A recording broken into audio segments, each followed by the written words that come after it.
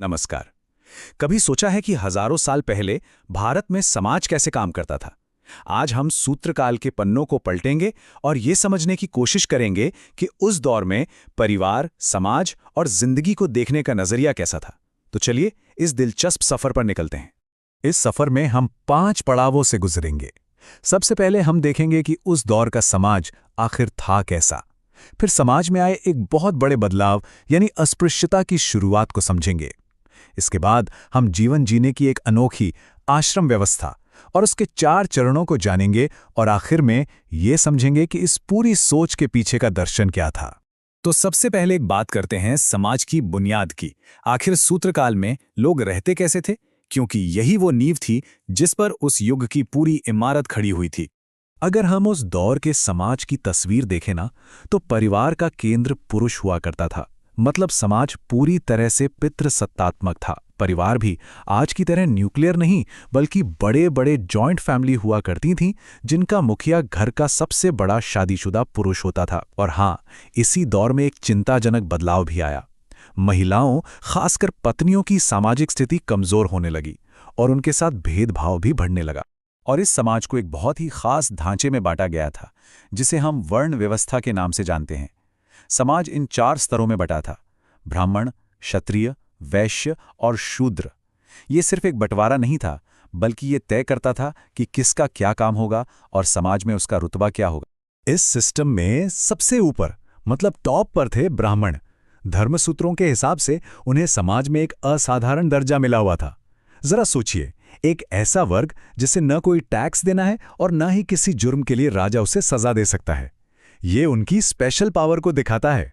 और ये बात इस एक लाइन से बिल्कुल साफ हो जाती है: राजा ब्राह्मणों को छोड़कर सभी वर्णों का शासक है। इसका सीधा सा मतलब था कि राज्य की सबसे बड़ी ताकत यानी राजा का अधिकार भी ब्राह्मणों पर नहीं चलता था। ये उस समय के पावर स्ट्रक्चर को समझने के लिए एक बहुत बड़ा पॉइंट है। लेकिन कहानी सिर्फ इन 4 वर्णों पर खत्म नहीं होती। इसी दौर में कुछ नए और ज्यादा कड़े बंटवारे भी पैदा हुए, जिन्होंने समाज को और भी कॉम्प्लेक्स बना दिया। चलिए उन पर एक नजर डालते हैं। और यहीं से भारतीय समाज के इतिहास का एक, कह सकते हैं, दुखद चैप्टर शुरू होता है। इसी सूत्रकाल में पहली बार अस्पृश्यता यानी छुआछूत का कॉन्सेप्ट पैदा हुआ।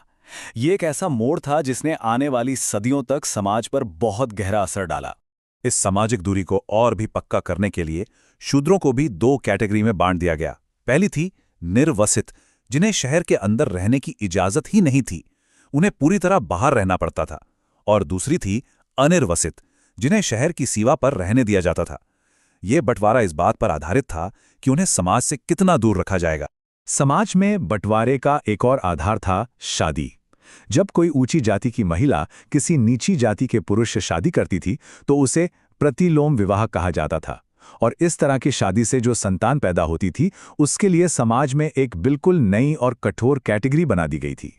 इस तरह की शादी से पैदा हुई संतान को चांडाल कहा जाता था, खास तौर पे तब जब एक ब्राह्मण महिला और एक शूद्र पुरुष के बीच शादी होती थी।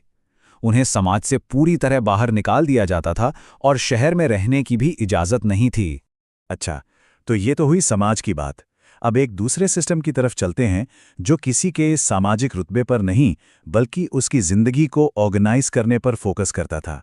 ये थी आश्रम व्यवस्था। देखिए, ये समझना बहुत जरूरी है कि उस दौर में समाज हर लेवल पर खुद को ऑर्गेनाइज कर रहा था। एक तरफ वर्ण व्यवस्था समाज को बांट रही थी, तो दूसरी तरफ परिवारों को जोड़ने के लिए गोत्र व्यवस्था भी बन रही थी। और इसी के साथ साथ एक इंसान की अपनी जिंदगी को ऑर्गेनाइज करने के लिए एक नया फ्रेमवर्क सामने आया, जिसे हम आश्रम व्यवस्था कहते हैं। देखिए, आश्रम शब्द सुनते ही हमारे दिमाग में कोई जगह आती है ना? लेकिन इसका असली मतलब वो नहीं है। इसका गहरा मतलब है जिंदगी का एक पड़ाव या एक स्टेज, जहां इंसान अपने लक्ष्यों को पूरा करने के लिए मेहनत और कोशिश करता है। तो ये आइडिया आया कहां से?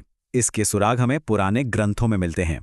आश्रम व्यवस्था का पहला जिक्र हमें छांदोग्य उपनिषद में मिलता है, लेकिन जिंदगी के 4 आश्रमों का एक साथ पूरा का पूरा ब्यौरा हमें पहली बार जाबाली उपनिषद में देखने को मिलता है।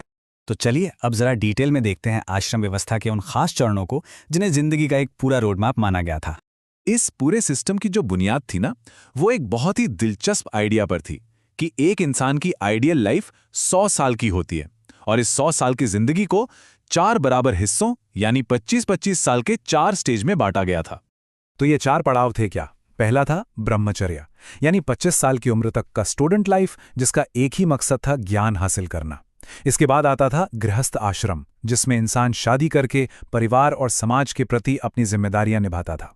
50 की उम्र के बाद शुरू होता था वानप्रस्थ, जब वो धीरे धीरे सांसारिक मोह छोड़कर अध्यात्म की ओर मुड़ता था।